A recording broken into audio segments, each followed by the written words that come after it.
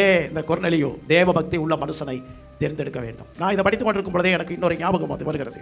என்னன்னா, ஆபிரகாம் தன்னுடைய சந்ததியை உருவாக்கும்படிக்கு தன்னுடைய மகன் ஈசாக்குக்கு பெண் கொள்ளும்படிக்கு எலெயாசார் என்கிற வேலைக்காரனை தேர்ந்தெடுத்து அவனோடு கூட சில வேலைக்காரர்களை அனுப்புகிறார். ஆனால் எலெயாசார் என்கிற ஒரு மனிதனை ஏன் தேர்ந்தெடுத்தார்?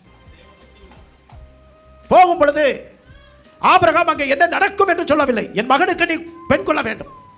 ஆனால் போகிற பொழுது அந்த இடத்திலே தேவன் அனுமதித்த பெண்ணை தவிர என்னுடைய மகனுக்கு வேற எங்கே என்ன செஞ்சிடக்கூடாது. ஆனால் இவன் போனவன் இந்த எலெயாசார். ஆபிரகாம் ஜெபித்தான், ஜெபிக்கிறான் என்பதை நாம் பார்க்கிறோம். ஆனால் எலெயாசார் அடையாளத்தை காண்பித்து கேட்டு ஜெபிக்கிற ஒரு மனுஷனாக இருந்தான்.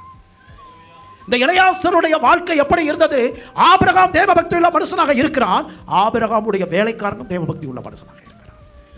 अब्राहम के काल में होने वाले संभव है, एलियासर को बुलाकर उनकी ईसा को दुल्हन चुनने के लिए वो चलाते गए. वो एलियासर का ऐसा आदमी है, वो भी देव भक्त होता है. எதுக்கு இந்த எலெயாசாரை அனுப்புகிறான்? எலெயாசார் தேவனுக்கு பிரியமான காரியம் என்ன என்பதை தேவ சமூகத்தில் ஜெபித்து தேர்ந்தெடுக்கிற மனுஷன் என்பதை ஆபிரகாம் அறிந்தார். இதையே நாம் கொர்நேலியு ஒரு தேவபக்தி உள்ள ஒரு மனுஷனையும் அவனோடு கூட தன் வீட்டு மனுஷரில் 2 பேரையும் தன்னிடத்தில் சேவிக்கிற போர் சேவகரில் தேவபக்தி உள்ள ஒருவனையும் அழைத்து அனுப்புகிறான். अब्राहम क्यों एलियासर को चुन लेता है? एलियासर देव के प्रिय क्या होता है उसे जानकर उसे चुनने में समर्थ होता है, इसलिए अब्राहम एलियासर को चलाते हैं. இவன் போர் சேவகன். उसी तरह कोर्नेलियु भी 2 मनुष्य को बुलाते हैं. இவன் தேவபக்தி உள்ளவன். एक देव भक्त था. இவன் தேவபக்தி உள்ளவன், ஆனால் போர் சேவகன். ஒரு போர் சேவகனை அனுப்பி ஆக வேண்டும். ஆனால் அவன் தேர்ந்தெடுத்தது தேவபக்தி உள்ள ஒரு போர் சேவகனை அங்கே தேர்ந்தெடுத்து அனுப்புகிறான். भक्त सिपाही को बुलाया. ஏ ஆபிரகாம் எதற்காக அந்த எலெயாசாரை அனுப்பினான்? ஏன்? தேவ சித்தத்தை தேவபக்தி உள்ளவர்கள் தான் கண்டறிய முடியும். देव का प्रिय में क्या चाह होता है उसे देव भक्त लोग है जान सकते हैं.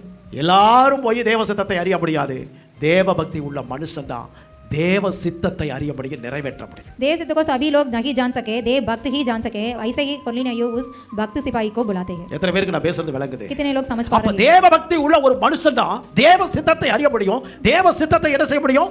செய்ய முடியும். நீங்களும் நானும் தேவபக்தி உள்ள ஒரு மனுஷனாக இருந்தால் தேவ சித்தத்தை அறிகிறவர்களாகவும் செய்கிறவர்களாகவும். जो लोग भक्त है वो की देव की सिद्ध जानते हैं, हम भी उसी तरह होना चाहिए.